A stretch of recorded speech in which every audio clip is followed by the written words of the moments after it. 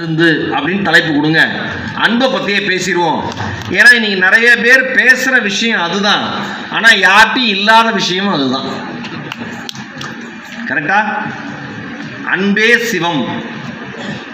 இன்னைக்கு சிவராத்திரி, மொழி கடந்து இனம் கடந்து இறைநிலைன்னு ஒன்று வச்சுக்கோன்னு வச்சுங்களேன். சிவம்ங்கிறது இறைவனுக்கான ஒரு சொல்லுன்னு வச்சுங்க. இல்லை அல்லாஹ் இறைவனுக்கான ஒரு சொல், இயேசு இறைவனுக்கான ஒரு சொல், புத்தர் எது வேணா வச்சுங்க. அன்பே கடவுள் அப்படின்னு சொன்னாங்களா இல்லையா? அந்த அன்பே, எங்க ஐயா சொல்லுவார், சிவச்சந்திரன் ஐயா சொல்லுவார், அன்பே கடவுள். ஒருத்தன் லகரம் தப்பா எழுதிட்டானா, கடவுள்னு எழுதிட்டானா, அதுக்கு வாத்தியார் 5 நிமிஷம் அடிச்சிருக்காரு. ஜோக்கு புரிஞ்ச 4 பேருக்கு நன்றி. மற்றவங்களாம் ஒத்து பார்க்குறாங்க, அப்புறம் என்ன சொல்லுவான் அப்படின்னு. அன்பே கடவுள்னு பாடம் நடத்திட்டு அதை சரியா எழுதலன்னு அடிச்சா எப்படி சரியாகும்? அந்த மாதிரி. அதனால நம்ம எல்லாரும் சொல்ற விஷயம் அதுதான். ஆனால் நம்ம யாருமே அதிகமாக பின்பற்றாத இல்லைன்னா இப்படி வச்சுக்கலாமே, சூழ்நிலைக்கு தகுந்த மாதிரி அன்பை பின்பற்றுகிற மனிதர்களாக நம்ம மாறிட்டோம். கரெக்டா? ஆஹா, மனசாட்சியுடைய அந்த 8 பேருக்கும் நன்றி. உண்மைதான், சூழலுக்கு தகுந்த மாதிரி மாறிட்டோம். இதுக்கு முன்னாடி கவியரங்கத்தில் மரங்கள் பற்றி தலைப்பு.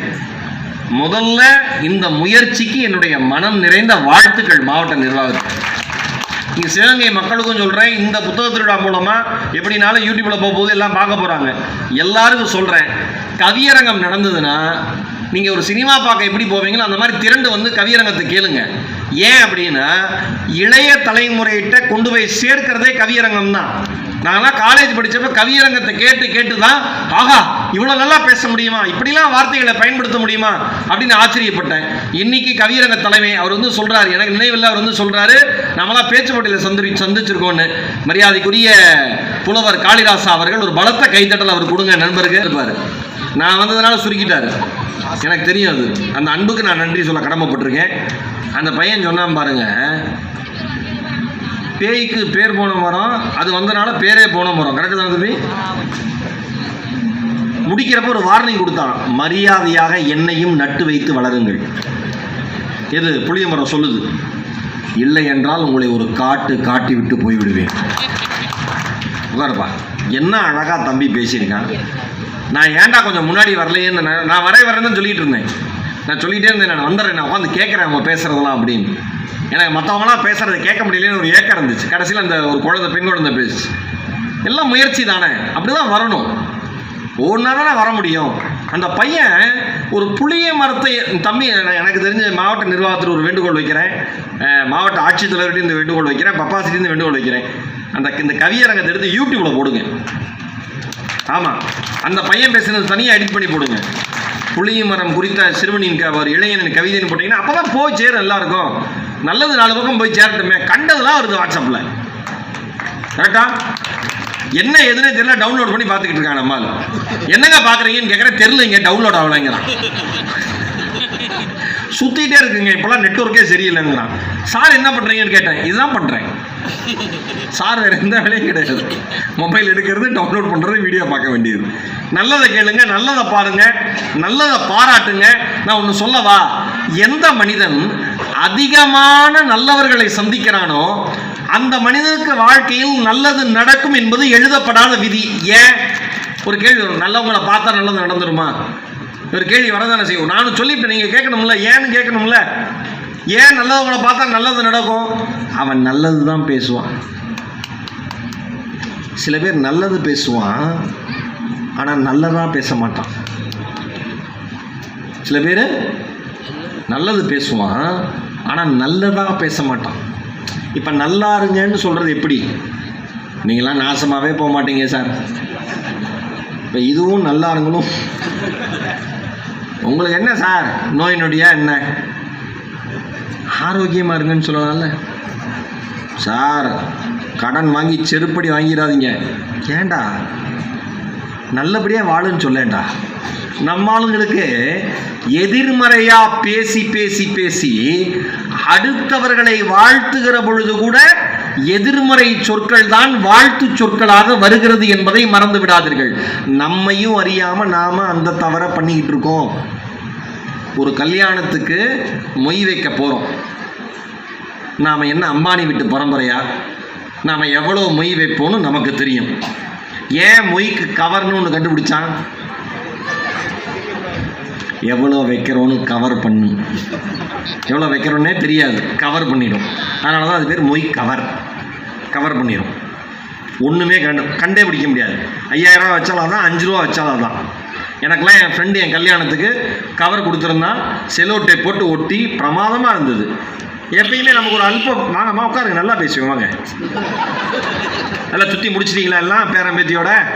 வாங்க உட்காரு உட்காரு. புத்தக திருவிழாவுக்கு வர சொன்னால் பொருட்காட்சிக்கு வருது. அப்பளத்தை திங்க, பஜ்ஜியை திங்க. உட்காருங்கம்மா, உட்காந்து நல்லது கேளுங்க. நான் ஒன்று சொல்கிறேன் கேட்டுங்க. இந்த குழந்தைங்களுக்கெல்லாம் புரியாதுன்னு நினச்சிட்டு பெற்றோர்கள்லாம் புரியாமல் இருக்கீங்க.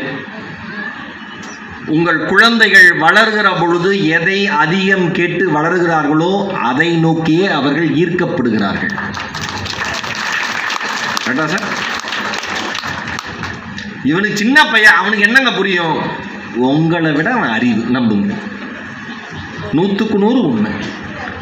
நல்லதை கேட்கறீங்க குழந்தைங்களுக்கு. ஒரு பொண்ணு, இந்த தங்கச்சி பேர் தெரியல, கைக்கிறமா ஒன்று வணங்குறமா, நல்லா வளர்ந்த பையன், காலேஜ் படிக்கிற பையன், ஸ்கூல் படிக்கிற பையன் இருப்பான். அவெல்லாம் வர மாட்டாங்க. ஏன்? உடம்பு முடியலையா? அவனுக்கு அதெல்லாம் பிடிக்காது. துரை என்ன பண்ணுவார்? ஒன்றும் பண்ண மாட்டார். வீட்டில் உட்காந்து கேம் விளையாடுவார், டிவி பார்ப்பார். நான் ஒன்று சொல்கிறேன், நான் ஒவ்வொரு முறை வரப்பையும் சொல்கிறேன், சிவகங்கையில் புத்தக திருவிழா வருடத்திற்கு ஒரு முறை 10 நாட்கள், கரெக்டாக 10 நாள் தான் நடக்குது. இந்த 10 நாளில் ஏதாவது ஒரு நாள் புத்தக திருவிழாவில் போய் புத்தகங்கள் பார்க்கணும்னு நினைக்காதீங்க. 10 நாட்களும் நேரத்தை ஒதுக்கி நீங்கள் புத்தகத்தை வந்து பார்க்கக்கூடாது, தரிசிக்கணும். இன்னைக்கு சிவராத்திரி. சிவனை பார்க்கிற பொழுது எப்படி உங்கள் மனதிற்குள் ஒரு பரவசம் வருகிறதோ, இறைவனை தரிசிக்கிற பொழுது எப்படி உங்களுக்குள் ஒரு பரவசம் வருகிறதோ, புத்தகத்தை பார்க்கிற பொழுதும் படிக்கிற பொழுதும் அதே பரவசம் ஏற்படும் என்பதை நம்புங்கள். படித்ததால் பரவசமானதால் இதை சொல்லுகிற தகுதி எனக்கு உண்டு என்று நான் நினைக்கிறேன். படிக்கிறதே பரவசம்தான். என்ன என்ன மேஜிக்கு? வாசிப்புங்கிறது எவ்வளோ பெரிய மேஜிக்கு, அது ரொம்ப முக்கியம்ல. இப்போ அவங்களுக்கு வர மறுபடியும் அதனால் உட்காந்து நல்லதை கேளுங்க, அது ரொம்ப ரொம்ப ரொம்ப முக்கியம். இவங்களுக்கு புரியாது, அவங்களுக்கு புரியாது. கேட்க கேட்க குழந்தைங்களுக்கு புரியும். அந்த குழந்தை எதை பார்க்குதோ அதனால கேட்குது. ஃபோனை காமிக்கிறீங்க, ஃபோனில் என்னென்னலாம் பார்க்குதோ அது உங்ககிட்ட கேட்குதா? இந்த சாக்லேட் வாங்கிட்டு வாப்பா, இது எங்கடா கிடைக்கும் எனக்கு தெரியாது, ஃபோனில் இருக்கு. ஃபோனே திங்க சொல்லுங்க, ஃபோனில் தானே இருக்குது, அப்படியே தின்னு வாயில் விடுங்க. நீங்கள் திம்பானே எல்லாம் எதை பார்க்கிறாரோ அப்படி தானே வளருது குழந்தைங்க. நல்லதை காமிங்க, புத்தக திருவிழா கூட்டிகிட்டு வாங்க. எனக்கு பிடிக்காது, எனக்கு போர் அடிக்குன்னு தான் சொல்லுவான். ஒரு வருஷத்தில் 10 நாளும் கூட்டிகிட்டு வாங்க. முதல் நாள் போர் அடிக்கும், அடுத்த நாள் போர் அடிக்கும், அடுத்த நாள் கொஞ்சம் கேட்பான், அதுக்கு அடுத்த நாள் கொஞ்சம் கேட்பான். 6வது நாள் 7வது நாள் 8வது நாள் நெருங்க ஏதோ ஒரு விஷயம் நமக்குள்ள போய்கிட்டு இருக்குன்னு அவனையும் அறியாமல் அவனுக்கு தெரியும். 10வது நாள் எழுந்திருக்கிற பொழுது ஒரு புத்தக வாசிப்பாளனாக இந்த பையன், உங்க பொண்ணு இந்த புத்தக திருவிழா இருந்து கம்பீரமா வெளியில போகும். அதுக்கப்புறம் அதனுடைய வாழ்க்கையை பத்தி நீங்க கவலைப்பட வேண்டிய அவசியமே கிடையாது. நாம தான் படிக்கிறதே இல்லையே, படிக்கிறதே கிடையாது. படிப்புக்கு நமக்கு என்ன சம்பந்தம்? இது ஸ்டூடெண்ட்ஸுக்கு மட்டும் இல்லை, பேரண்ட்ஸுக்கும் தான். உடனே ஒரு அக்கா திரும்பி அவங்க பையனை பார்க்குது, கேட்டுக்க அண்ணன் என்ன சொல்றார். அந்த பையன் சிரிக்கிறான். உங்களுக்கு தான், நீங்களும் தான் படிக்கணும். நீங்கள் அந்த ஒரே ஸ்ட்ரெஸ்ஸாக இருக்கு, மன அழுத்தமாக இருக்குன்னு சொல்கிறீங்கல்ல, குறிப்பாக பெண்களுக்கு இருக்கும். ஏன்னா 24/7 வேலை பார்க்குறதா நினச்சிக்கிறீங்க.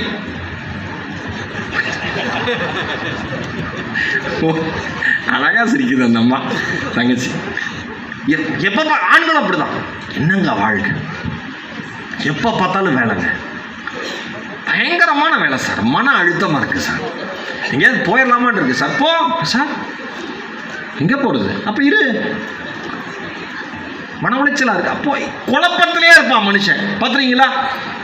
அவனுக்கு என்ன தெரியுமா தேவை? நான் ஒன்று சொல்லவா, ஒரு 40 ஆண்டுகளா ஒரே மாதிரியான வேலையை ஒரு ஆண் செய்யறப்ப அந்த வேலையில் சலிப்பு ஏற்படும், கோபம் ஏற்படும், விரக்தி ஏற்படும், பிடிக்காது. அதே தான் பெண்களுக்கும். அதே வீடு தான் அதே வீடுன்னு சொல்ல முடியும். புருஷன், குழந்தைங்க, கவனிச்சுக்கிட்டே இருக்கு அந்த அம்மா. சில குடும்பம் ஜாயிண்ட் ஃபேமிலியா இருந்ததுன்னா மாமனார் மாமியார். சில அம்மாக்கள் ஒரே நாள்ல 3 வகையான டிஃபன்லாம் பண்ணணும். காலையில் மாமனாருக்கு ஒரு மாதிரி, மாமியாருக்கு ஒரு மாதிரி, புருஷனுக்கு ஒரு மாதிரி. இதுங்க எல்லாத்துக்கும் பிறந்த குழந்தைங்க எப்படி இருக்கும்? ஒரு மாதிரி தானே இருக்கும். அதுங்க ஒரு மாதிரி. இதெல்லாம் சாப்பிட்டு இந்த அம்மா என்ன மிச்சிருக்கோ சாப்பிடும். உங்க எல்லாருக்குமே என்ன பிரச்சனைனா, நீங்கள் நிம்மதியை தேடி ஓடுகிறீர்கள். ஆனா நிம்மதி உங்களுக்குள்ள இருக்குன்னு நீங்க கண்டுபிடிச்சிட்டீங்கன்னா வெளியில் அதை தேடி ஓட வேண்டிய அவசியம் இல்லை. எப்ப உங்களுடைய துயரங்களுக்கு அடுத்தவர்கள் பதில் தருவார்கள் என்று நீங்கள் நினைக்கிறீர்களோ உங்கள் துயரம் எப்பொழுதும் தீர்க்க முடியாத துயரமாகத்தான் இருக்கும். புரியுதா? என் புருஷன் சரியில்லைன்னு பக்கத்து வீட்டு அக்காட்ட சொன்னேன்னா அந்த அக்காவுக்கு அது சீரியல் பார்க்குற மாதிரி. என்ன பண்ணான் புருஷன்? கொல்லலாமான் இருக்கு. நல்ல டைம் பாருடி, முடிச்சிருக்கு. இதே ஆண் போய் பொண்டாட்டி டார்ச்சருங்க, எங்க இருக்கேன் எங்க இருக்கேன் எங்க இருக்கேன்னு கேட்டுட்டே இருக்கான். நான் சொல்லவா? எங்க இருக்க நய நய நயன்னு கேட்கிற மனைவியை கோயில் கட்டி கும்பிடுங்க. கேட்கறதுக்கு ஆள் இல்லாதவன்கிட்ட போய் கேட்டாதான் கேட்கறவங்களோட அருமை தெரியும். இப்படி நீங்கள் சலிச்சுக்கிறீங்களே, 10 நாள் அந்த அம்மா ஃபோன் பண்ணாமல் இருந்தால் உங்களுக்கு கோவம் தான் வரும். ஆம்பளைங்களுக்கு. என்ன வேலைக்கு போயிருக்கேன், சாப்பிட்டியான்னு கேட்கல. ஏன் கேட்டா ஏன் கேட்டேங்கிற, கேட்கலன்னா ஏன் கேட்கலங்கிற, நான் என்னையா பண்ணுறோம் அந்த அம்மா கேட்கும். அன்பு தரத்துக்கு ஒரு ஆள் இல்லாத, தாய் தந்தை இல்லாமல், உறவினர்கள் இல்லாமல் போனவர்கள் எல்லாம் அனாதை கிடையாது.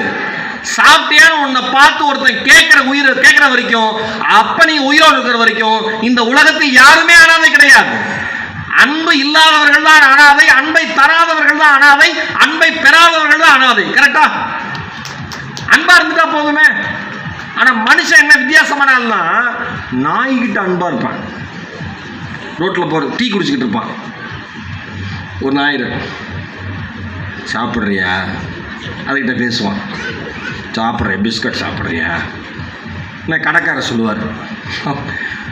இவர் நம்ம ஊரில் தாங்க இந்த காமெடி நடக்கும். இவர் அந்த பிஸ்கட்டை வாங்கி டீயில் நினச்சி துவைச்சி ஊற வச்சு அப்படிமா உள்ளே விழுந்துருக்கா? எல்லாரும் சிரிக்கிறீங்கன்னா எல்லாருக்கும் விழுந்துருக்கு. அடுத்த பிஸ்கட் இது உழுகக்கூடாதுன்னு நினச்சி விட்ட ஒன்று எடுப்பீங்க, ஃபுல்லாக நனைஞ்சிருக்காது. ஆனால் ஃபுல்லாகவும் அது உள்ளுக்குள்ளே அப்படியே நனைஞ்சு துவஞ்சி இருக்கணும் அப்படின்னா அதுக்கு ஒரு பக்குவம் தேவைப்படுது. நான் என்ன கேட்குறேன், சாதாரண 1 ரூபா பிஸ்கட்டை எடுத்து டீயில் துவைச்சி வாயில் போடுறதுக்கே அவ்வளோ நிதானம் தேவைப்படுறப்ப வாழ்க்கை முழுவதும் வாழ்வதற்கு எவ்வளவு நிதானம் தேவை என்பதை புரிந்து கொண்டால் வாழ்க்கையை பற்றி அலட்டல் நமக்கு இருக்காது. என்கிட்ட எல்லாரும் கேட்பாங்க, எப்படியா என்ன நடந்தாலும் அப்படியே இருக்கேன்னு. எனக்கு டீ பிஸ்கட் தான் ஞாபகம் வரும். அவ்வளோதான். என்ன நடந்து வச்சு என்ன செய்ய முடியும்? போய் மாற்ற முடியுமா? மாற்ற முடியாது. நான் ஒன்று படித்தேன், கடந்த காலத்தில் நாம் வாழ்ந்த வாழ்க்கையோட ரிசல்ட்டு தான், முடிவு தான் நிகழ்காலம். கரெக்டா? கடந்த காலத்தில் நாம் வாழ்ந்த வாழ்க்கையினுடைய முடிவு தான் நிகழ்காலம். நிகழ்காலத்தில் நாம் வாழும் வாழ்க்கையினுடைய முடிவுதான் எதிர்காலம். இவன் இங்கே இல்லாமல் அங்கேயும் இருப்பான், நடுவில் இருக்க மாட்டான். எனக்கு இப்படி நடந்துச்சுன்னு புலம்புவான், எனக்கு இப்படி நடக்கணும்னு நினைப்பான், ஆனால் எப்படி நடந்துக்கணும்னு நினைக்கவே மாட்டான். இதான் மனுஷன். மறுபடியும் வரேன். அந்த பிஸ்கட்டை சாப்பிட்டுட்டு பிஸ்கட் வேணுமான்னு கேட்பான் நாய்க்குட்டிக்கிட்ட. டீ கடைக்காரர் சொல்லுவார், அது அந்த பிஸ்கட் சாப்பிடாது. நாம் சாப்பிட்டுக்கிட்டு இருப்போம். நமக்கு அதிர்ச்சி ஆயிரும். என்னங்க சொல்கிறீங்க? அது சாப்பிடாது சார், அதுக்கு பிடிக்காது. அது இன்னும் நம்மளை அவமானப்படுத்துகிற மாதிரி. அதுக்கு பிடிக்காது சார். அப்புறம் எது சாப்பிடும்? இந்த வறுக்கி சாப்பிடும். வறுக்கியை வாங்கி போடுவான். நான் என்ன சொல்கிறேன், அது ஜீவன் தான், பண்ணணும் தான். உங்களுக்கு நன்றாக தெரிந்தவர்கள், நமக்கு நன்றாக தெரிந்தவர்கள், நாம் தேநீர் அருந்துகிற பொழுது சாலையை கடக்கிற மனிதர்களாக இருந்தால் எத்தனை பேர் அவரை அழைத்து தேநீர் அருந்த வாருங்கள் என்று அழைத்திருக்கிறோம்? எத்தனை பேர் நமக்கு தெரிஞ்சவங்க வரப்பெல்லாம், எதிர்த்த மாதிரி வரப்பெல்லாம் நாமளாக போய் பேசியிருக்கோம்? தெரிஞ்சும் தெரியாமல் திரும்பிக்கிறோமா இல்லையா?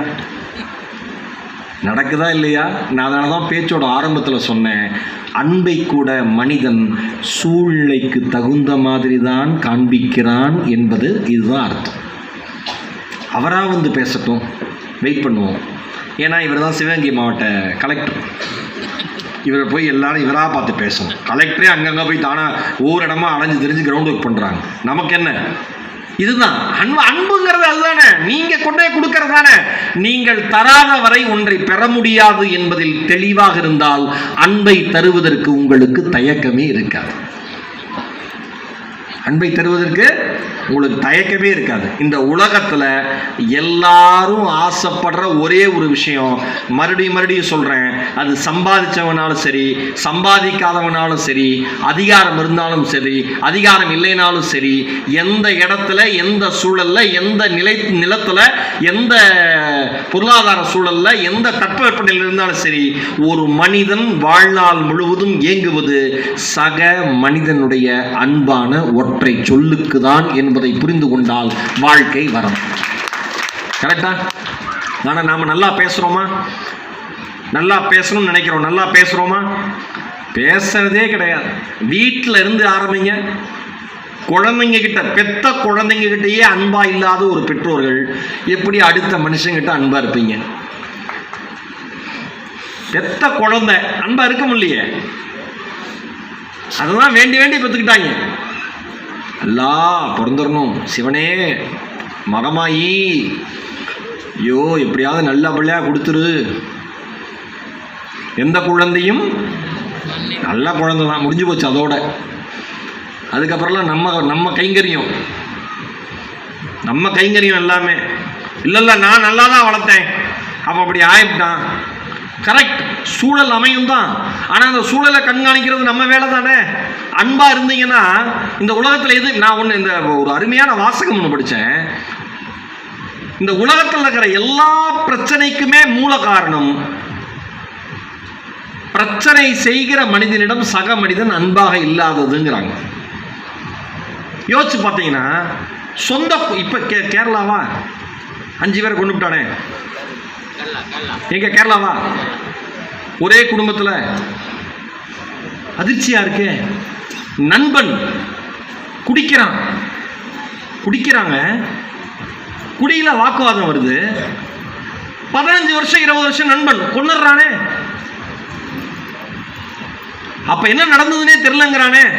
அடுத்த நாள் காலையில் அன்பு எப்படி இருக்கு பாருங்களேன். நான் தான் சொன்னேன், சமயம் பார்த்து வர்றது அன்பா? எப்பொழுதும் ஒரே மாதிரி இருக்கிறதான அன்பு? ஒன்று சொல்லவா, நீங்கள் எப்பொழுது உங்களுக்கு துரோகம் செய்தவரை எதிரில் பார்த்தால் கூட சிரிக்க கற்றுக்கொள்கிறீர்களோ, நீங்கள் மனிதன் என்கிற மகத்துவ நிலையை அடைந்து விட்டீர்கள் என்று அர்த்தம். நான் ஒன்று சொல்லவா, துரோகம் செஞ்ச அத்தனை பேருக்கும் நாம கொடுக்குற பதிலே அவனை பார்த்து சிரிக்கிறது தான். இவ்வளவு செய்த பிறகும் உன்னை பார்த்து சிரிக்கிறேன் என்றால் என் பண்பு அப்படி, உன் பண்பு இப்படி என்பது அவருக்கு புரியும். அவ்வளோதான். ஆனால் நிறைய பேர் என்ன நினச்சிக்கிறோம், உடனே ஒரு கொலை வெறியா மாறி அவங்கள தாக்கணும், அழிக்கணும், இப்படி பண்ணிவிட்டா அப்படி பண்ணிவிட்டா. நான் மறுபடியும் சொல்கிறேன், கடந்த காலத்தில் நீங்கள் செய்த செயல்களின் விளைவு, முடிவு நிகழ்காலத்தில் நீங்கள் எப்படி நடந்து கொள்கிறீர்களோ அதுதான் உங்கள் எதிர்காலம்.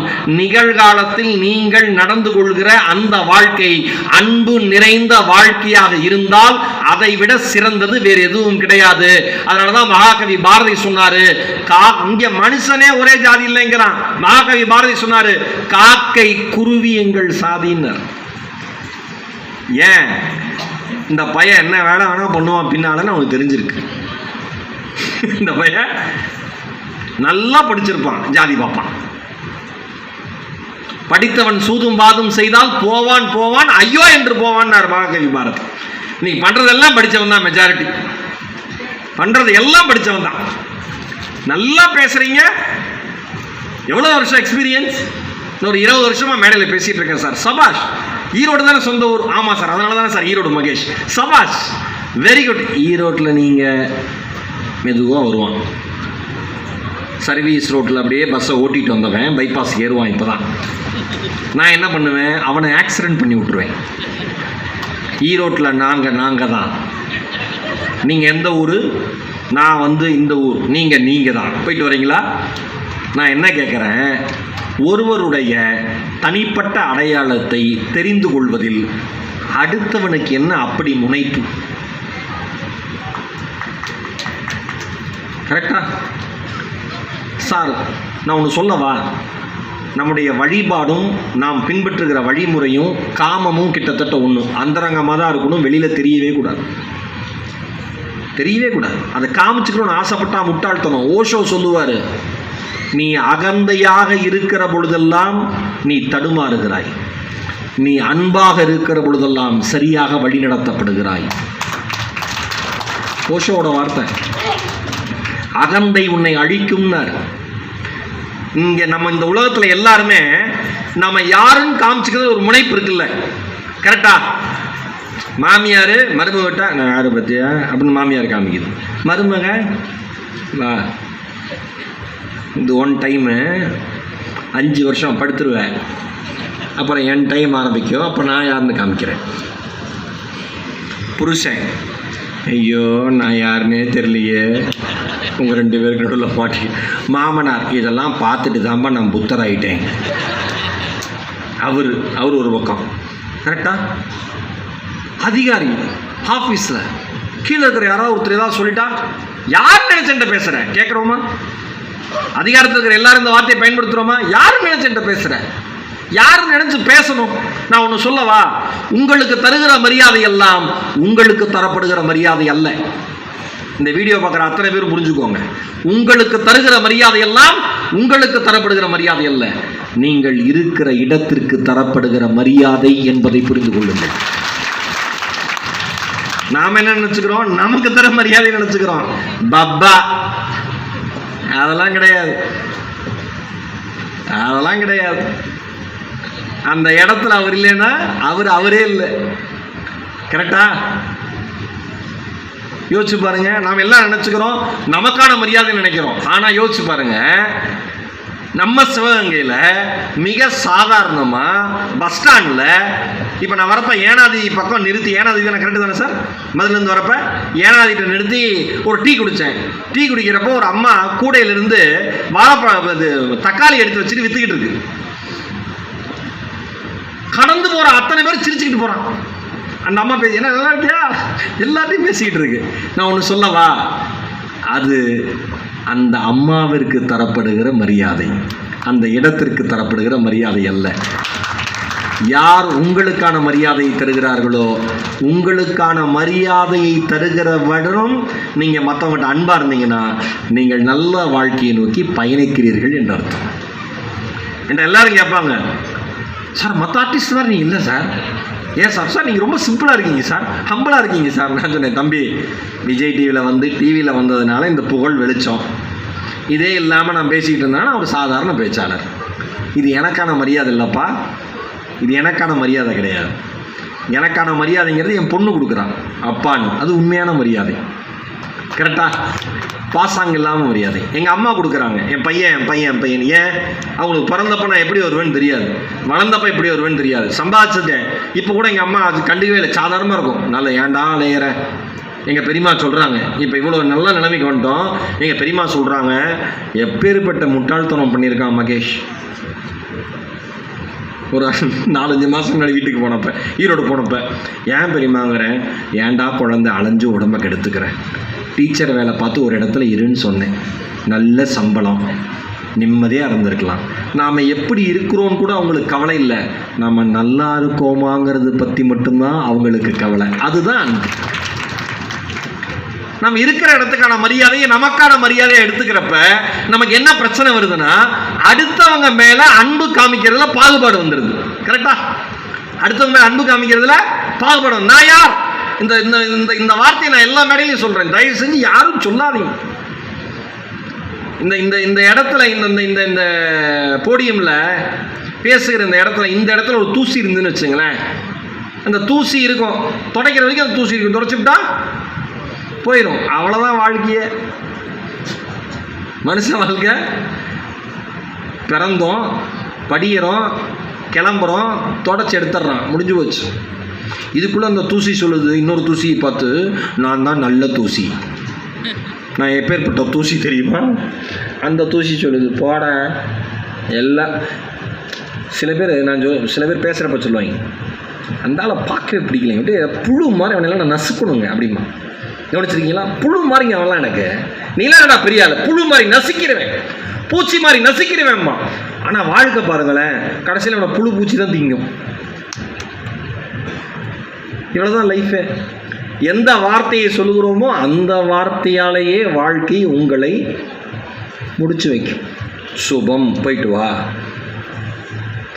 ஏங்க, நான் இறந்து போன வீட்டுக்குள்ளே அழுகிறோம், வெளியில் வந்து 10 நிமிஷத்தில் டீ கடையில் நின்று டீயை குடிச்சு சிரிச்சுக்கிட்டு இருக்கோம். துக்கம் இல்லாமல் இல்லை, சூழலை மாற்றிக்கிறோம். மனுஷன் அவ்வளோதான், வாழ்க்கை அவ்வளோதான். இந்த சின்ன வாழ்க்கைக்குள்ள நாம படுற பாடும், அடையிற வேதனையும், பேசுகிற பேச்சும், செய்கிற செயலும் கவனம் இல்லாமல் இருக்கேங்கிறது மட்டும்தான் மிகப்பெரிய வருத்தமே. அலெக்சாண்டர் கிரகாம்பல் யாரு? நம்ம புது bus stand, Sivaganga bus stand tea கடை வச்சுருந்தாப்லையா? ஆமாவா? யாரா தம்பி? ஃபோனை கண்டுபிடிச்சாங்க. குழந்தைங்களாம் சொல்ல, அம்மா அப்பாக்கள் தான் ஆன்சரே பண்ணுறீங்க. ஃபோனை கண்டுபிடிச்சாங்க. நீ சொன்னீங்களா? சரி. ஃபோனை கண்டுபிடிச்சவர். அவர் ஏன் ஃபோனை கண்டுபிடிச்சார் தெரியுமா? அவங்க அம்மாவோட பெயர் எலிசா. என் அம்மா மாதிரி அவர் அம்மாவுக்கும் காது கேட்காது. நான் பேசுகிறத அவங்க அம்மா மேலே அவருக்கு கொள்ள ஆசை. எப்படியாவது நான் பேசுகிறத எங்கள் அம்மாவுக்கு கேட்கணுன்ட்டு என்னென்னவோ பண்ணி பார்த்தார். ஆனால் அவங்க அம்மாவால் ரெஸ்பாண்ட் பண்ண முடியல. பல முயற்சிகள் பண்ணி பார்த்தார். கடைசியில் ஒரு பேப்பரை எடுத்து இப்படி வச்சுட்டு பேசினார். பேச்சு சத்தத்தில் பேப்பர் அதிர்ந்தது, அந்த அதிர்வலைகள் அதிர்ந்தது. அவங்க அம்மா அதை கவனிச்சுக்கிட்டே இருந்தாங்க. அதிர அந்த அதிர்வலைகளுக்கு தகுந்த மாதிரி தன் மகன் என்ன பேசுறான்னு அவங்க அம்மாவால் யூகிக்க முடிஞ்சது. கொஞ்ச நாள்ல அலெக்சாண்டர் கிரகாம்பல் பேசுறது அவங்க அம்மாவுக்கு நல்லா புரிய ஆரம்பிச்சிருச்சு, கேட்க ஆரம்பிச்சிருச்சு. அலெக்சாண்டருக்கு ஒரு உற்சாகம் வந்துருச்சு. ஓ, அப்ப அதிர்வலைகள் மூலமா பேச்சை ஒரு இடத்துல இருந்து இன்னொரு இடத்துக்கு கடத்த முடியும்னு தெரிஞ்சிருச்சு. அப்படி கண்டுபிடிக்கப்பட்டதுதான் போன். இப்படி கண்டுபிடிக்கப்பட்டதுதான் தொலைபேசியே. உதவியாளர் வாட்சன்ட்ட முதல்ல பேசினார். ஏக்குதான். எதுலேருந்து வந்துச்சு? அம்மாவுக்கு, பெத்த அம்மாவுக்கு நான் பேசுகிற பேச்சு கேட்கலையேன்னு ஒரு பையன் வருத்தப்பட்ட அன்பில் விளைந்த மாமருந்து தொலைபேசி என்பதை புரிந்து கொள்ளுங்கள். இந்த உலகத்தில் எல்லாமே அப்படிதான். சார், வரலாற்றினுடைய பக்கங்களை திருப்பி பார்த்தா எவ்வளவு தூரம் நம்ம வருத்தப்படுறதுக்கான விஷயங்கள் இருக்கோ அவ்வளவு தூரம் நம்ம கற்றுக்கிறதுக்கான விஷயங்கள் இருக்கு. 1936 ஜெர்மனியில் ஒலிம்பிக் போட்டி நடக்குது. அப்ப ஹிட்லரோட ஆட்சி. கேட்கணுமா தலைவன? வேற லெவலாச்சே. நாடே வணக்கம் சொல்லணும், ஊரே வணக்கம் சொல்லணும், எல்லாரும் கை கொடுக்கணும், எல்லாரும் காலில் கொடுக்கணும். இப்படிதானே ஹிட்லரோட ஆட்சி. ஜெசி ஓவன்ஸ்னு ஒரு ஆப்பிரிக்க அமெரிக்கர். அவர் ஒரு சிறந்த ஓட்டப்பந்தய வீரர். ஹிட்லர் வராரு, அவங்க நாட்டை சேர்ந்த வீரர்களுக்கு மட்டும் கை கொடுக்குறாரு, போய் கெத்தா உட்காந்துடுறாரு. அதில் லஸ்லாங் அப்படின்னு ஒரு ஜெர்மனி வீரர், அவங்க இந்த நீளம் தாண்டுதல் போட்டியில் கலந்துக்கிறாங்க. எல்லாரும் எதிர்பார்க்குறாங்க ஜெசி ஓவன்ஸ் மிகப்பெரிய புகழுக்கும் பெயருக்கும் சொந்தக்காரர், ஜெயிச்சிருவாரு. ஜெர்மன் மண்ணில் ஒரு ஜெர்மானியர் முன்னாடி, அதுவும் ஹிட்லர் ஆட்சி நடக்கிறப்ப, ஹிட்லர் பார்க்கறப்பயே ஒரு அமெரிக்க ஆப்பிரிக்கர் கோப்பை அடிக்க போறாரு, தங்கப்பதத்தை அடிக்க போறாருன்னு எல்லாருக்கும் அவ்வளோ பெரிய ஆச்சரியத்தோட அந்த போட்டியை பார்க்குறாங்க. வாய்ப்பு ஒரு 3 முறை வாய்ப்புன்னு நினைக்கிறேன். கரெக்டு தானே சார்? 3 ட்ரை எலிஜிபிளுக்கு. 2 ட்ரை ஜெசி ஓவன்ஸ் தப்பு பண்ணிடுறாரு. 2 தடவை தப்பு பண்ணிடுறாரு. அதுக்கு முன்னாடி ஜெர்மானிய வீரர் லஸ்லாங் தாண்டி இறுதி போட்டிக்கான தகுதி அடைஞ்சிடறாரு. 2 முறை தப்பு பண்ணார். ஏன் அப்படின்னா பதட்டம். ஹிட்லர் இருக்காரு, தோத்துற போறோமா, கனவுகள் நிறைய இருக்கேன்னு ஒரு பதட்டத்துல. அப்ப லஸ்லாங்கிற அந்த வீரர் வராரு, வந்து ஜெசி ஓவன்ஸ் பேசுறாரு. அரசியல் ரீதியாக, உலக வரலாற்று ரீதியாக இவங்கெல்லாம் ஒரு ஆளே இல்லைன்னு சொல்ற, ஆட்சி செய்யற ஹிட்லர் கீழே இருக்கிற ஒரு விளையாட்டு வீரர், அந்த நாட்டை சேர்ந்த ஒரு விளையாட்டு வீரர், எதிரி நாட்டு விளையாட்டு வீரர் மாதிரி நினைக்கிறார் ஹிட்லர். அவர்கிட்ட போய் பேசுறாரு. என்ன பேசுறாரு? நீங்கள் ஒரு மிகச்சிறந்த விளையாட்டு வீரர், நீங்கள் ஒரு மிகச்சிறந்த விளையாட்டு வீரர், நீங்கள் ஏன் தடுமாறுகிறீர்கள்?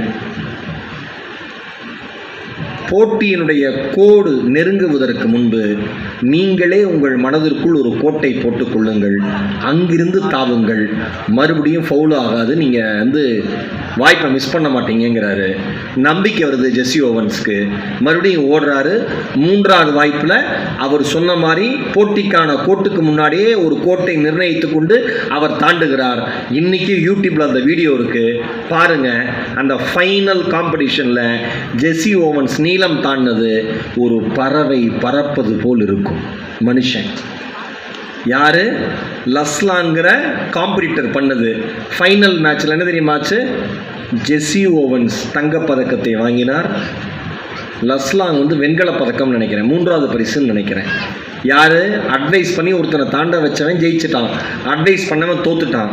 ஆனால் இன்னைக்கு ஜெசி ஓவன்ஸை பேசுகிற அத்தனை பேருமே லாங் அவர்களை பற்றியும் பேசிக் கொண்டிருக்கிறார்கள். காரணம், அன்பு அவர்களை இருவரையும் வரலாற்றில் இணைத்தது. அவ்வளவுதானே? அவ்வளவுதான். நாம் என்ன சொல்றோம்?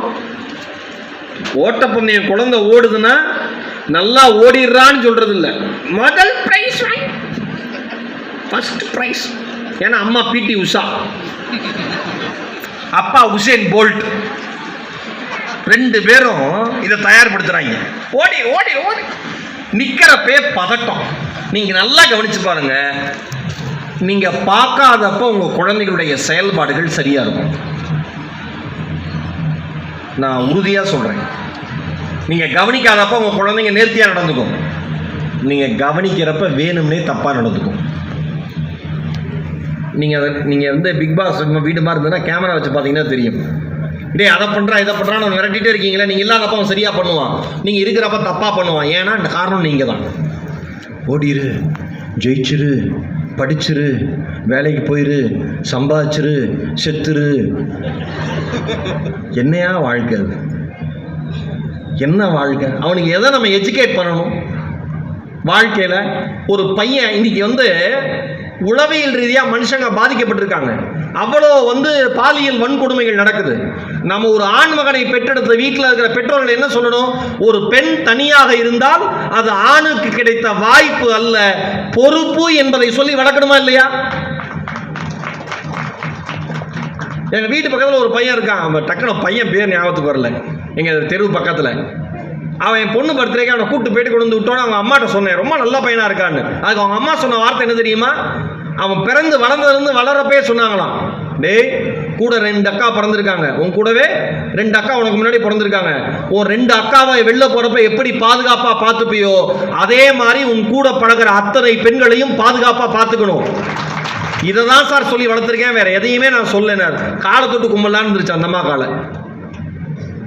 ஆனா நாம என்ன பண்றோம்? விளையாட்டுக்கு என்ன பண்றோம்? சின்ன வயசுல பொம்பளை பிள்ளை ஜடையை பிடிச்சி இழுத்தான்னா நான் அல்ல, பையன் சிறுசிறுப்பா இருப்பான், எந்த பொம்பளை பிள்ளையும் விட மாட்டான், ஜடையை பிடிச்சி இழுத்துருவான். செவுள்ள வைக்க வேண்டியதானே? ஏன் ஒரு ஆம்பளை பிள்ளை முடியை பிடிச்சி இழுக்க சொல்லுங்க? ஒல்லியா இருக்கான் ஒரு பையன், பொம்பளை பிள்ளை ஜடையை பிடிச்சி இழுக்கிறான்னு வச்சுங்க.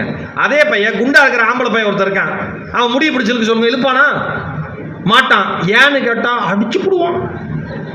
சொல்றானா சார்? அடிச்சு விடுவான்னு பயம் இருக்கா? ஆனா பொம்பளை பிள்ளை அடிக்காதுங்கிற எண்ணம் அவனுக்கு இருக்கா? அதுவே தப்புங்கிறேன்.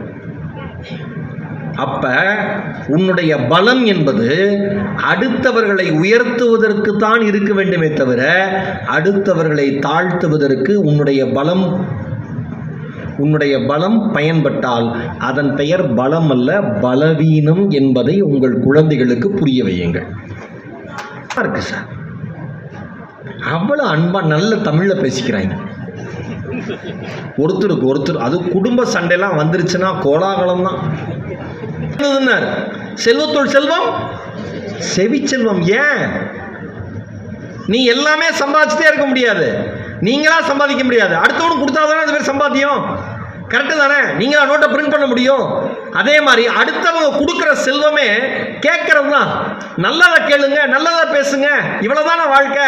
நான் வரப்போ ஒரு கவிதை படித்தேன், வீட்டுக்குள்ளே இருக்கிறவங்க சொல்கிறேன், குறிப்பாக இந்த ரிட்டையர்டு ஆன ஆண்களுக்கு சொல்கிறேன், குறிப்பாக இந்த ரிட்டையர்மெண்ட் ஆன ஆண்கள் எல்லாருக்கும், நீங்கள் வேலை பண்ணப்போ உங்கள் பொண்டாட்டியாவது கொஞ்சம் நிம்மதியாக இருந்துச்சு. ஒரு அம்மா தலையை குடிஞ்சு சிரிக்கிறாங்க, அப்படியே நம்ம வீட்டு கதையை பேசுகிறானே. நீங்கள் ரிட்டையர் ஆனதுக்கப்புறம் அந்த அம்மாவுக்கு நிம்மதியே இல்லை. ஏன்? பிக் பாஸ் வீட்லேயே இருக்கார். அதே அங்கே இருக்க, இது ஏன் இங்கே இருக்கு? காப்பி போட்டியா? இவருக்கு 5 மணிக்கு முழிப்பு வந்துடும். ஏன்னா இவர் செஞ்ச பலன் அந்த மாதிரி. டென்ஷனில் பிபி ஏற்றிக்கிட்டு சுகர் ஏற்றிக்கிட்டு தூக்கம் வராமல் அந்த அம்மா படுக்கிறதே ராத்திரி 12:30. தலைவன் 10 மணிக்கு கட்டாய வச்சுருவேன். இந்த அம்மா 10:30 மணிக்கு மேலே படுத்து தூங்கி சில ஆண்களுக்கு ஒரு உளவியல் இருக்க ஒரு பிரச்சனையே இருக்குது. அவங்க மனைவி தூங்குனா அவங்களுக்கு பிடிக்காது. நல்லா தைரியமாக பெண்கள் கை தட்டுங்க, பக்கத்தில் புருஷன் உட்காந்துருந்தாலும் யோசிக்காதீங்க. அவர் கன்னியாவுக்கு மெசேஜ் உட்காந்துருக்காரா, நல்ல மனுஷன் நல்லா கேட்குறாரு, அதை குறை சொல்லாதீங்க சிஸ்டர். உண்மையிலே சொல்கிறேன், சில ஆண்களுக்கு பெண்கள் தூங்குனா பிடிக்காது. எங்கள் அப்பாவும் அம்மா தூங்குறாங்க, அவெல்லாம் தூங்க மாட்டான். அது எப்படி இவருக்கு தெரியும்? போனோன்னு டப்புன்னு லைட்டை போட்டுருவார். பட்டு மீனா, நான் சொன்னேன், முடிச்சிருக்கிறவங்க எதுக்கு இப்படி தட்டணும்னு கேட்டேன். இல்லை, அவள் தூங்குற மாதிரி படுத்திருப்பான். என்னையா வார்த்தையை புதுசாக கண்டுபிடிக்கிறீங்க எல்லாம்? எழுப்பாதீங்க பாமே. அவள் இப்போ எந்திரிச்சிருவா. ஏன்? காப்பி வேணும். அதான் விஷயம். நான் என்ன கேட்குறேன், உங்களுக்கு டைமுக்கு காப்பி வேணும்னா டைமுக்கு டீ கடை திறக்கிற நிறைய பேர் வெளியில் இருக்காங்க. தயவு செஞ்சு அங்கே போய் காப்பி குடிங்க, அங்கே போய் வேணா ஏதாவது சாப்பிட்டுங்க, அங்கே போய் நில்லுங்க. உங்களை மாதிரி ரிட்டையர் ஆன 10 பேர் வருவான், பேசுங்க, தப்பே கிடையாது. பொண்டாட்டியை கொல்லாதீங்க, பொண்டாட்டிங்களை கொன்று விடாதீங்க மனசளவில். ஆண்டன் பெனி எழுதின கவிதை, புருஷன் வீட்டு கேலண்டரில் ஞாயிறே இருக்காதாமா. புருஷன் வீட்டு கேலண்டரில் ஞாயிறே இருக்காதாமா என்ற அவளின் கேள்விக்கு சிரிக்கிறாள் கிழமைகளற்ற அம்மா. அம்மா பொண்ணு வந்து கேட்டிருக்கேன், அம்மா புருஷன் வீட்டில் ஞாயிற்றுக்கிழமே இருக்காதான்னு. அந்த அம்மா சிரிச்சிருக்கு, என்னைக்கிடி ஞாயிற்றுக்கிழமை படுத்துருக்கு அப்படின்னு. ஆனால் ஆண்கள் பாருங்க, கரெக்டாக ஞாயிறு. நான் பெரம்பலூர் புக் ஃபேரில் கூட பேசுகிறேன், கரெக்டாக ஞாயிறு இன்னைக்கு ஃப்ரீ டே, யாரும் என்னை டிஸ்டர்ப் பண்ணாதீங்க. ஏன்னா உலகம் முழுக்க சுற்றுப்பயணம் போயிருக்காரு. யாரும் என்னை டிஸ்டர்ப் பண்ணக்கூடாது, நல்லா தூங்குவேன். நான் எப்போ எந்திரிக்கிறோன்னா சுட சுட டிஃபன். ஏன்னா 1000 கோடி டேர்ன் ஓவர் டெய்லி. அதனால் அவர் எந்திரிச்சோன்னா டிஃபன் இப்படி நீட்டினா தான் அவருக்கு உள்ளே போகும் சுட சுட அப்படியே. அப்புறம் எனக்கு பிடிச்ச சட்னி மறந்துடாத. நான் என்ன சொல்கிறேன், நீ வைக்கிற சட்னி கூட எனக்கு பிடிச்சமா இருக்குன்னு நினைக்கிறிய, அந்த அம்மாவுக்கு நீ பிடிச்சமா இருக்குன்னு என்னைக்காவது நினச்சிருக்கியா? ஒரு தங்கச்சி கைத்தட்ட வந்துச்சு, புருஷன் இருந்தோன்னே சரி வேண்டாம் விட்டுருக்க ஃப்ரீயா. பெண்களுக்கான சுதந்திரங்கிறது என்ன தெரியுமா? இவர் பேட்டக்கு பாப் மார்லி சொல்லுவார், ஒரு பெண், எந்த பெண் சுதந்திரமானவள் கேள்வி. அதுக்கு பாப் மார்லி பதில் சொல்றாரு, எந்த பெண்ணால் தனக்கு பிடித்த ஆணுடன் அவன் அருகில் சுதந்திரமாக சிரிக்கவும் ஆடவும் முடிகிறதோ அந்த பெண்ணுக்கு அந்த ஆண் சுதந்திரத்தை வழங்கி இருக்கிறான் என்று அர்த்தம். சில பேர் சிரிச்ச மணி சாவான் பார்த்துறீங்களா? சில பேர் சாகிறப்ப ஆண்டவனே சிரிக்க மாதிரி இப்பயாவது சிரிச்சு செத்து தொலை. சில பேர் சிரிக்கிறப்பையும் கோபமாகவே, சாகிறப்பையும் கோபமாகவே செத்துருப்பான். இப்படியே என்ன அப்படி கொண்டு போக போறீங்க? அன்பால் நான் என்ன சொல்றேன், ஊர் உலகத்தில் அன்பை பத்தி பேசி அன்பை காமிச்சு பிரயோஜனம் கிடையாது. உன் வீட்டில் நீ எப்படி இருக்க, அதுதான் ரொம்ப ரொம்ப முக்கியம். இதேதான் பெண்களுக்கும் ஒரு ஆண் அதிகபட்சமாக எதிர்பார்க்கிற ஒரே ஒரு வார்த்தை என்ன தெரியுமா? எங்களுக்காக நீங்க நல்லா உழைச்சிருக்கீங்க, உங்க உடம்பையும் நீங்க பார்த்துக்கோங்க, நாங்க இருக்கோம்னு சொன்னா போதும். ஆனா எந்த பொம்பளையும் அவ்வளவு லேசில் சொல்லாது. அதான் சொல்றேன், உங்க பிரச்சனைகளுக்கு, உங்க பிரச்சனையுடைய தீர்வுகளுக்கு உங்கள் அருகில் இருக்கிற காதுகள் தீர்வாகாது. நல்லா ஞாபகம் வச்சுக்கோங்க. உங்கள் பிரச்சனைகளுக்கு, நீங்கள் சொல்லுகிற வார்த்தைகளுக்கு பக்கத்தில் இருக்கிறவங்களுடைய காதுகள் ஒருபோதும் தீர்வாகாது. அது தீனி, அந்த காதுகளுக்கு அது தீனி. எவ்வளவு நெருங்கிய நண்பனாக இருந்தாலும், எவ்வளவு நெருங்கிய தோழியாக இருந்தாலும், எவ்வளவு நெருங்கிய குடும்பமாக இருந்தாலும், உங்கள் பிரச்சனை உங்ககிட்ட இருந்து ஆரம்பிச்சது, உங்ககிட்ட தான் அந்த சொல்யூஷனும் இருக்கு. எல்லாம் பரவாயில்ல. இந்த எல்லாத்தையும் ரொம்ப யோசிச்சோம்னா குழப்பமாயிரும். சில இதை யோசிக்காமல் விடுறது நம்ம நிம்மதிக்கு வழி. நீங்கள் அன்புங்கிறது என்னன்னு நான் சொல்லவா? இது கேட்கறதுக்கு சிரிப்பாக இருக்கும். அக்கா ரோஸ் கலர் சேலை எங்க படியேறியா, பைய எடுத்துகிட்டு வரையா? ஏன் இவ்வளோ நேரம் எடுக்காமல் இப்போ இருக்கிறதே இல்லை? நீ யோசிச்சு பாருங்களேன். எல்லாம் நீங்கள் சார் நீங்கள் எவ்வளோ சம்பாதிச்சிருப்பீங்க, அடுத்தவங்களுக்கு வாங்கி தரணும்னு போனப்போ நம்ம யோசிக்காமல் நல்லா வாங்கிட்டு போவோம். நாம் சாப்பிட்றதுக்கு போகிறப்ப இந்த ஹோட்டலை விட அந்த ஹோட்டல் கம்மியாக இருக்குன்னு போய் சாப்பிடுவோம். இது என்ன காரணம் தெரியுமா? நம்ம மேலே நம்ம அன்பா இல்லாமல் இருக்கிறது. அது ரொம்ப முக்கியம். ஒரு அப்பா 90 வயசு மரணப்படுக்கையில் இருக்காரு, பையன் பக்கத்துலேயே இருந்து பார்த்துக்கிட்டு இருக்கான். பையன்கிட்ட கேட்டிருக்காரு, எனக்கு ஒரு உண்மையை சொல்கிறா. நம்ம Trichy Chowdambika school annual day அப்போ சொன்னேன், எனக்கு ஒரு உண்மையை சொல்கிறான்னு இருக்கார் அப்பா. என்னன்னு கேட்டிருக்கான் பையன். நீ 8வது படிக்கிறப்ப கணக்கு பரீட்சையில் 90 மார்க் வாங்கினேன். ஆமாம்ப்பா, பொய் சொல்லாத, நீ நல்லா படிக்கிற பையன் இல்லை. சாகிறப்ப கேட்டிருக்காங்க அந்த ஆள், நல்லா படிக்கிற பையன் இல்லை, அது எப்படி வந்துச்சுன்னு சொல்லு, அப்போ தான் என் ஆத்மா சாந்தி அடையும். இவன் சொல்லியிருக்கான், ஏன்பா பேரம்பேத்தி எடுத்து அதுங்களே ஸ்கூல் முடிச்சிருச்சு, இப்போ உனக்கு ஏன்பா இந்த கவலைன்னு? நீ சொல்கிறா, நீ மேக்ஸு உனக்கு சுத்தமாக வராது, அதில் எப்படா 90 எடுத்த? நான் அப்போவே கேட்டேன் பொய் சொல்கிறியான்னு. சொல்லலைன்னு சொன்னேன். பக்கத்தில் 0வை போட்டையான்னு கேட்டேன், இல்லைன்னு சாமி முன்னாடி சத்தியம் பண்ணேன். உண்மையை சொல்லு, மார்க் எப்படி வந்துச்சு? அப்பா, நீங்கள் கேட்டதும் பொய் இல்லை, நான் சொன்னதும் பொய் இல்லை, எனக்கு புரியல. உண்மையிலேயே நான் 0வை சேர்க்கலை. அப்புறம் எப்படி 90 வந்தது? இவன் சொல்லியிருக்கான், 9 தான் சேர்த்தேன். நீ அழகாக சிரிக்கிறப்பா தம்பி, பார்க்கவே அழகாக இருக்கு. 9 தான். நான் என்ன கேட்குறேன், 90 வயசில் போக வேண்டிய காலத்தில் போய் சேர வேண்டியதானே? அப்போ அம்மா அப்பா உட்காந்து யோசிக்க, எப்படி இவன் 90 மார்க் வாங்கினா, நமக்கு பிறந்தவன் வாங்கியிருக்க வாய்ப்பு இல்லையே. எல்லாத்தையும் ரொம்ப யோசித்தோம்னா குழப்பத்திலே தான் இருப்போம். சில பேர் முகம் எப்பயும் தெளிவாக இருக்கும். ஏன்னா அவங்க ரொம்ப, நீங்கள் நினைக்கிறீங்கல்ல, ஏங்க அவங்களாம் எதையுமே பெருசாக எடுத்துக்க மாட்டாங்க, சொர்க்கம், ஹார்ட் அட்டாக் வராது அவனுக்கு. சில பேர் ஓடிக்கிட்டே இருக்கிறப்ப செத்து போயிடுறான். ஏன்? யோசிச்சுட்டே ஓடினா அடைச்சிருது. உண்மையாகவே தான். அலட்டிக்காதீங்க, இயல்பா இருங்க வாழ்க்கையில். சார் ஒன்று சொல்லவா? இன்னைக்கு சாப்பிட்டுட்டு தூங்குறீங்களா, நாளை காலையில் முழிக்கிறீங்களா, உங்களை விட சிறந்த வாழ்க்கையை இந்த உலகத்தில் பல பேர் தவற விட்டிருக்கிறார்கள் என்று நம்புங்கள்.